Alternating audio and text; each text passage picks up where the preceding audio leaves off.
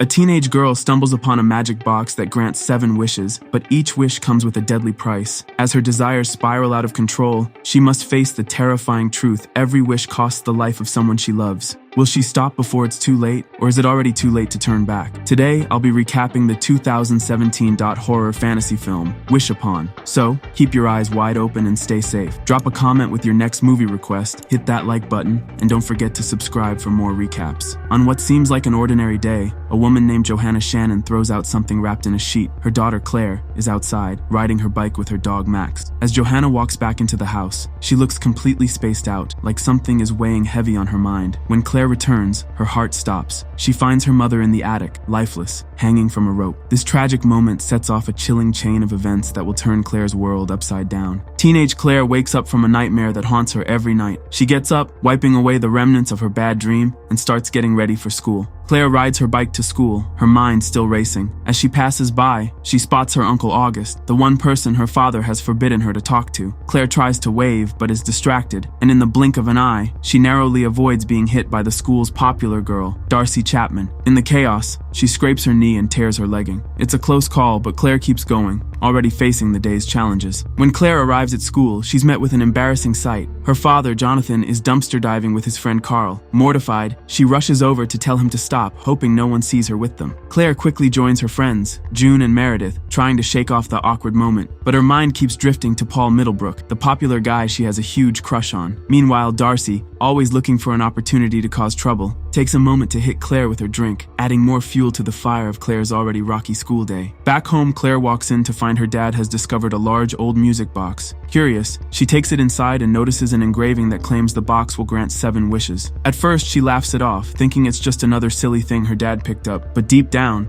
a part of her wonders if it might actually be true. The next day, Claire is at school with June and Meredith, giggling together as Darcy and her clique of mean girls stroll by. Darcy quickly turns to Claire, asking why she's laughing. Without missing a beat, Claire replies, "I called you ultimate smegma," a word she knows will hit Darcy where it hurts. Furious, Darcy smacks Claire across the face. Claire, not backing down, smacks her right back. The tension explodes and Darcy shoves Claire to the ground, but Claire isn't about to take it. In a burst of rage, she tackles Darcy, pulling her into a fierce girl fight. The schoolyard turns into chaos as they roll around, each trying to outfight the other. When Claire gets home, still feeling the heat from the fight, she picks up the music box. Feeling frustrated, she makes what she thinks is a hypothetical wish, saying under her breath, "I wish Darcy would go rot." She doesn't expect anything to happen, it's just her way of venting. But as the words leave her lips, a strange feeling lingers in the air. The following morning, after an apparently wild party at her house, Claire is woken up by an unsettling sight. Darcy wakes up to find part of her hands, feet, and face grotesquely rotted. The news spreads like wildfire around the school. Darcy supposedly got necrosis from a spa,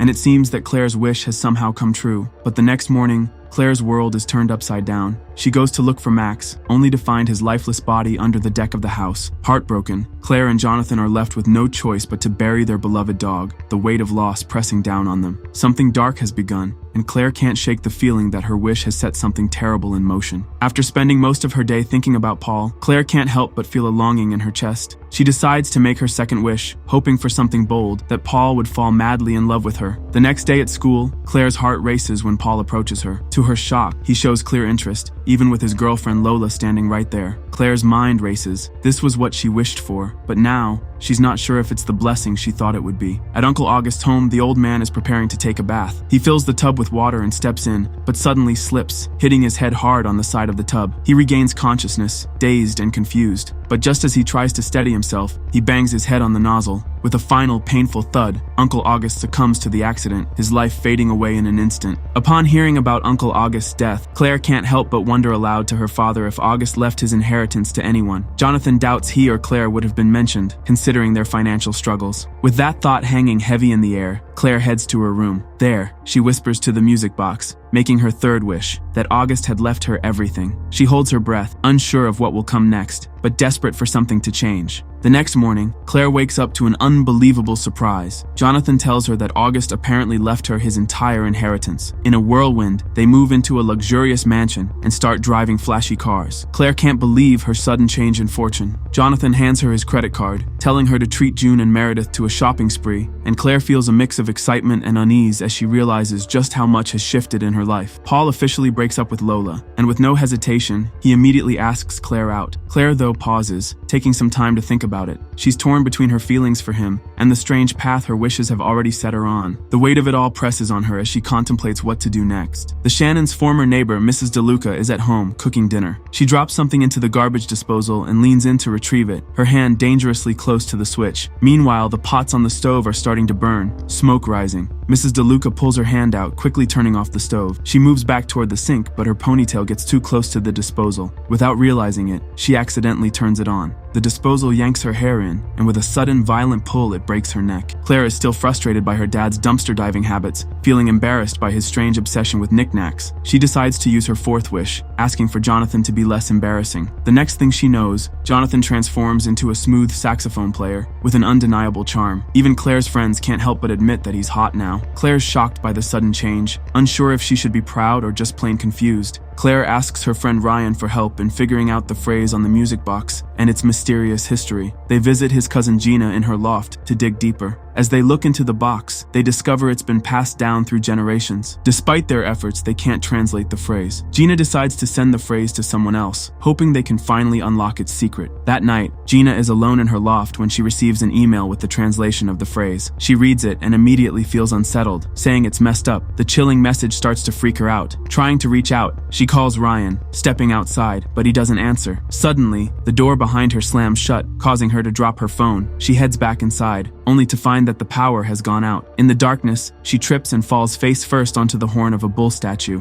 At school, Claire is now officially Paul's girlfriend, but his friends seem indifferent, especially since Paul dumped Lola for her. Feeling frustrated, Claire wishes to become the most popular girl in school. Almost immediately, she gets invited to a party with Paul where they have a great time together. As the night progresses, they head to his car to hook up, but Claire suddenly realizes something unsettling. Paul is talking to other girls behind her back, spying on her, and even taking pictures. Heartbroken, she decides to leave him. Ryan finds Gina's phone on the ground and rushes up to her loft, only to discover she's dead. Shocked and scared, he later finds Claire at school and tells her about the horrifying message he uncovered. He reveals that the phrase on the music box translates to, "When the music ends, the blood price is paid." Ryan tells Claire that Gina is dead, and with a serious look, asks her if all the good things that have been happening to her were because of her wishes. Claire denies it, but Ryan isn't fooled. He scorns her, calling her selfish for not realizing the consequences of her actions. Claire goes to Mrs. DeLuca's home, but as soon as she enters, she is hit by a horrible smell. Following the stench, she discovers Mrs. DeLuca's lifeless body, still lingering by the sink. The sight leaves her frozen,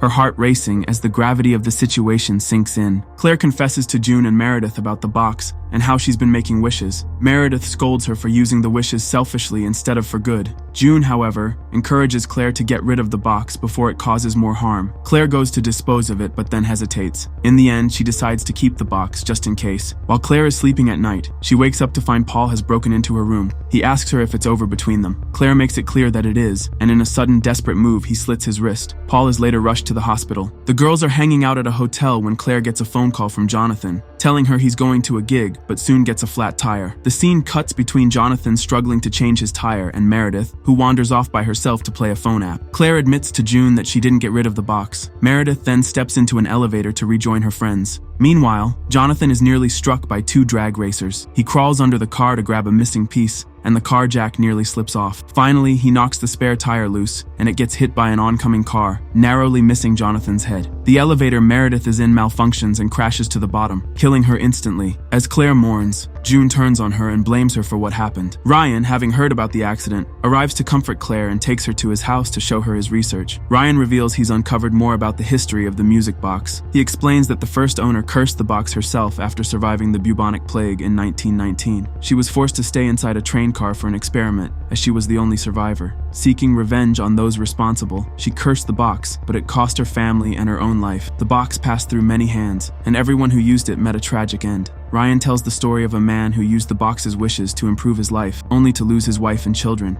In despair, he burned down his house with himself and the box inside, but the box survived. Ryan also reveals that this man lived in the burned-down house near Claire's home, where her dad originally found the box. Claire and Ryan try everything they can to destroy the box, burning it, smashing it with sledgehammers, but nothing works. Claire struggles with the consequences of her wishes and the overwhelming thought of undoing them. Eventually, the wishes are undone when the music box mysteriously disappears from where Claire had hidden it. Claire and Jonathan lose their money because Uncle August never paid his taxes, forcing them to move back into their old home. Darcy returns to school with her skin healing, but she's still a jerk to Claire. Claire later discovers that June had taken the box from her room, hoping to get rid of it. However, Claire takes the box back, resulting in an accident where she accidentally pushes June down the stairs at school. Ryan tries to stop Claire from making more wishes, but Claire insists on keeping the box so she can make one final wish. Utterly frustrated and losing her mind, Claire tries to resist making another wish, but she makes her sixth wish that her mother never committed suicide. Seconds later, she hears her mother Johanna's voice. Claire embraces her mother for the first time in years. It also turns out that in this new timeline, Claire has younger twin sisters. The happiness is short-lived when Claire sees Jonathan outside under a tree, while Carl tries to chop off a branch with a chainsaw. This causes Claire to realize that Jonathan is going to die because of the wish she made. Claire runs outside to warn her dad, but Carl's ladder wobbles, causing him to accidentally swing the chainsaw down and decapitate Jonathan. Claire runs up to the attic, where among her mom's paintings, she finds one of the same box, leading her to realize her mom once had the same box, and it was responsible for her suicide. Claire screams at the box, saying she wants to use her last wish to go back to the day her dad first found the box. Claire wakes up on that fateful day. Max is on her bed. She calls Meredith to hear her voice, though Meredith is annoyed that Claire woke her up. Claire asks Jonathan if she can join him and Carl as they go looking for things. Claire finds the box in a bin and wraps it in a sheet, taking it with her. Before going to school, she tells her dad she loves him. Claire finds Ryan and gives him the box, saying how she knows Gina, and that she can figure out what the box says, and that they should get rid of it. She also makes dinner plans with Ryan and kisses him in front of June and Meredith. Claire walks off happily, and then Darcy accidentally hits her with her car, sending Claire's body flying several feet and crashing onto a windshield. All the students look on in horror as Claire lays dead on the windshield of the other car. In the after-credit scene, Ryan is seen finishing digging up a hole to bury the box. Then he looks around and takes out the box from the bag in which Claire handed it over to him, saying never to open to see what's inside and to bury it so nobody could find it. He removes the dirt around the box and reads the Chinese letters and says, 7 wishes, and looks around with a mischievous smile on his face. So,